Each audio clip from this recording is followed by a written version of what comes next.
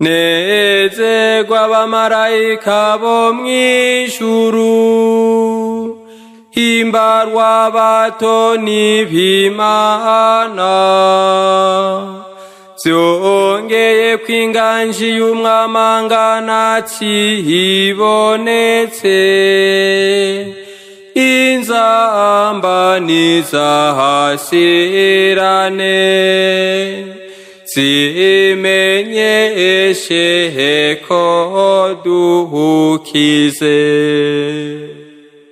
Akanyamuneza nigakwire kw'isi, yakakamwo umuco w'umwami yamyeho, iyo sinimenye ko yakize, umuzima gisa yahoramwo. Kubw'umukama wacu Yesu Kristu, umwana wiwe ariwe Mana yacu, ahangamye hamwe na Se mubone nazwa bwa mutima mutagatifu, mu myaka yose.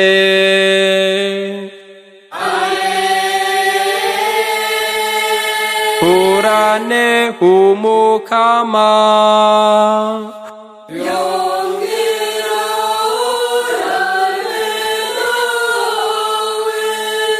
kirurutsa umutima,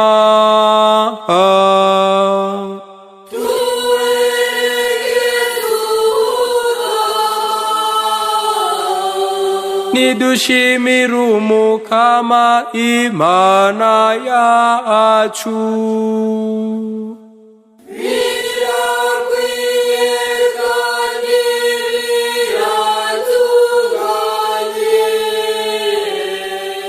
Niko birakwiye kandi biratunganye, ego nibwirizwa risima, ibwirizwa ry'ukuri ry'Amana ataboneka, Data mushobora vyose, n'umwana wiwe w'ikinege, umukama wacu Yesu Kristu, yuko twohuriza hamwe amajwi, tukaririmba n'umutima wose, n'ubwenge bwacu bwose, tukivuga Kristu yatwishuriye se yamaho, umwenda Adamu yadusigaranye, akaduhanagurira tumuteye imbabazi, inkurikizi ya ca gicumuro c'inyanduruko, nk'ako ngiyi iminsi ya Pasika, aho umwagazi nyakuri wicwa, ugakirisha amaraso yawe inzugi z'abawukurikirana. Ngiri joro wakuriyemwo Abanyisirayeli, abavyeyi bacu bava mu Misiri, ukabajabukana ikiyaga gitukura banje kugikamya. Ngirire rijoro ya nkingi y'umuco yatsindiyemwo umwijima ni igicumuro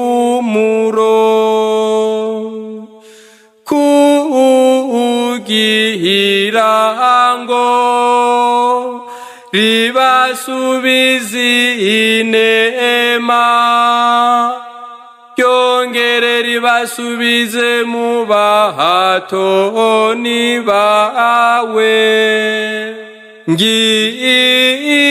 ngiri joro Kristu yacagaguriyemwo ya migozi y'urupfu mu kuzuka mu bapfuye. Mbega iyo tudahirwa tugacungurwa, ivuka ryacu ryari kutumarira iki? Ese ubuntu bwawe ukundana ruvyeyi, ewe rukundo rutitangira itama wadukunze, waraheze ikibondo cawe ngo gipfire umushumba. Ewe bukene nyoberane bw'igicumuro ca Adamu, carinze kuzimanganywa n'urupfu rwa Kristo. Iryo joro ritabaho nshuti imfise, ntitwari kuronka umucunguza angana atyo.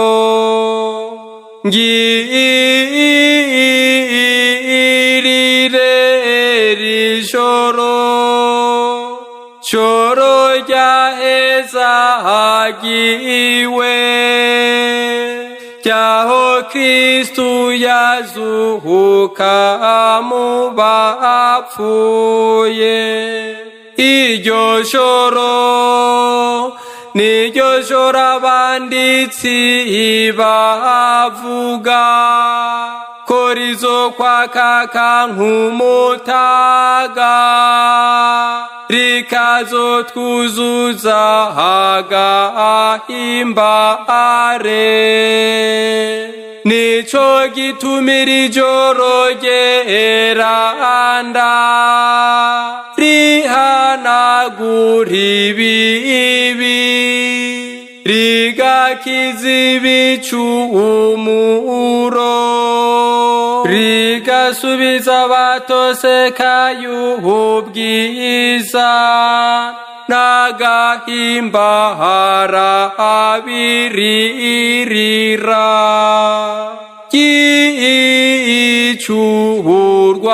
Ryicurwanko rikuzuriza abantu, amashinga agasubiza hasi. Muri iri joro rero dawe mweranda, akira ururubeya nk'impereswa yo kumuhingamo. Eklesiya yawe n'abakuru bayiragushikaniye mu kuguherezanya amaboko yompi. Iryo tara geranda, ubu turamenya iki iryo tara ry'ibishashara rivuga. Umuriro mwiza wakirako mu gutera iteka Imana, naho urubeya rwawo rwisanza, uwo umuco ntugabanuka na gatoya mu kwatsa ayandi matara. Niryake gushika ku nyenyeri yo mu mutwenzi itigera igana mu burengero. Yo Kristu umwana wawe yazutse avuye mu bapfuye, akwiragiza umuco n'amahoro yiwe mu bantu. Wahangamye hamwe nawe na mutima mweranda, ubu no mu myaka yose. Amen.